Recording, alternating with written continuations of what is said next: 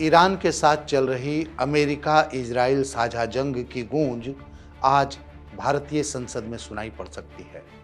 विदेश मंत्री एस जयशंकर संसद में इस संकट पर भारत का आधिकारिक रुख रखने की तैयारी कर रहे हैं, जबकि विपक्ष इस मुद्दे पर सरकार को घेरने की तैयारी में जुटा है।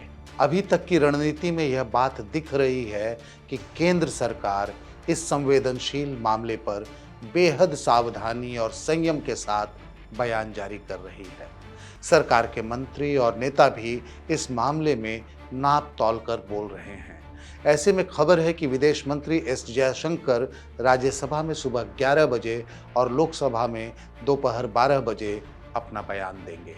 इससे पहले एस जयशंकर ने कई मौकों पर कहा है कि सभी देशों को एक दूसरे की संप्रभुता और क्षेत्रीय अखंडता का सम्मान करना चाहिए।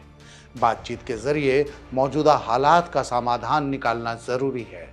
भारत ने मानवीय चिंताओं को भी सामने रखा है। ईरान के वारशिप IRIS-11 को कोच्चि पोर्ट पर डॉक करने की अनुमति देने का मामला बताता है कि सरकार रणनीतिक हितों के प्रति सतर्क है। तेल आपूर्ति के लिए खाड़ी क्षेत्र पर निर्भरता और रोजी रोजगार के लिए खाड़ी देशों में लाखों भारतीय लोगों का होना सरकार की स्ट्रेटजी तय करते हैं। सरकार को ध्यान है कि पश्चिम एशिया में बढ़ते तनाव का सीधा असर भारत की अर्थव्यवस्था और महंगाई पर पड़ सकता है। इसी वजह से सरकार इस मुद्दे पर सावधानी भरा रुख रखना चाहती है। दूसरी ओर विपक्षी दल इस मुद्दे पर सरकार से ज्यादा साफ रुख की मांग कर सकते हैं। कुछ विपक्षी नेताओं ने पहले ही इस संकट पर सरकार की कथित चुप्पी की आलोचना की है। इस बीच कांग्रेस ने पार्लियामेंट्री स्ट्रेटजी ग्रुप की बैठक 10 जनपद में बुलाई। बैठक में तय किया गया है कि संसद में इस मुद्दे को जोर शोर से उठाया जाएगा। बैठक में कांग्रेस अध्यक्ष मल्लिकार्जुन खड़गे, सोनिया गांधी और राहुल गांधी समेत कई वरिष्ठ नेता मौजूद थे।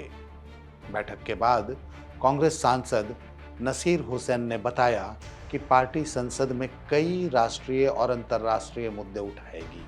कांग्रेस पार्टी की पार्लियामेंट्री स्ट्रेटेजी कमेटी मीटिंग में नेशनल और इंटरनेशनल डेवलपमेंट्स को बहुत बड़े विस्तार से डिस्कशन किया गया।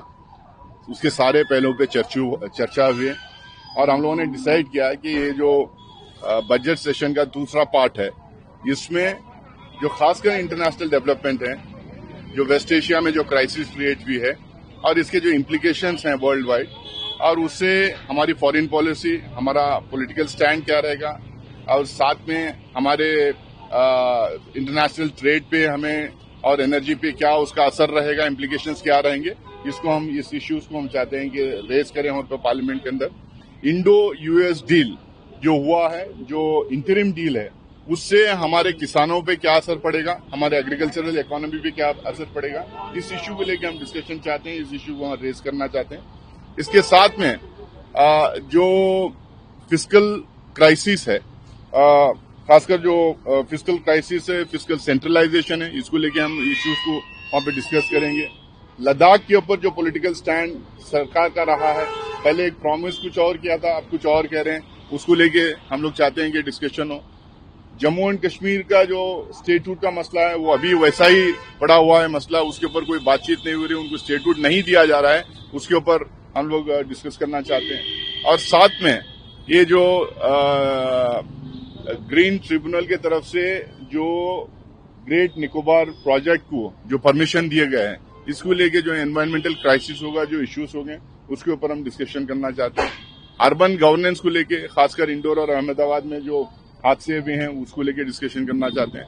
उसके अलावा अनएम्प्लॉयमेंट और जो रुपी का जो गिरने का है, continuous falling of the rupee जो है, तो इसको लेके जो क्राइसिस बन रहे हैं, उसको भी हम डिस्कशन करना चाहते हैं। और जो मेन मुद्दे हैं जो इंटरनेशनल लेवल पे और नेशनल लेवल पे जो है, अब ये वेस्ट एशिया का और खासकर और इंडो यूएस डील का, इसके जो असरात हमारे पे फॉरेन पॉलिसी में जो डिविएशन है, इसके ऊपर हम चाहते हैं कि डिटेल में डिस्कशन हो और जो भी नेशनल इश्यूज हैं टाइम टू टाइम हम लोग टेकअप करेंगे। और कल जो सुना है कि चर्चा ये लोग करवाएंगे स्पीकर के खिलाफ, जो हम लोगों ने नो कॉन्फिडेंस मोशन जो मूव किया है, उसमें हम लोग और सारे अपोजिशन पार्टीज मिलकर उसमें पार्टिसिपेट भी करेंगे और वो मोशन के फेवर में यानी कि स्पीकर के खिलाफ हम लोग वोट भी करेंगे। अब देखना है कि विपक्ष की इस तैयारी का जवाब केंद्र सरकार किस तरीके से देती है।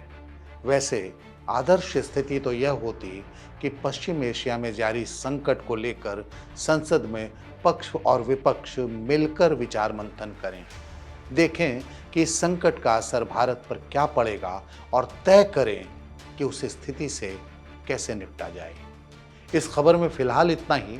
देश दुनिया की बाकी खबरों के लिए देखते रहिए India.com।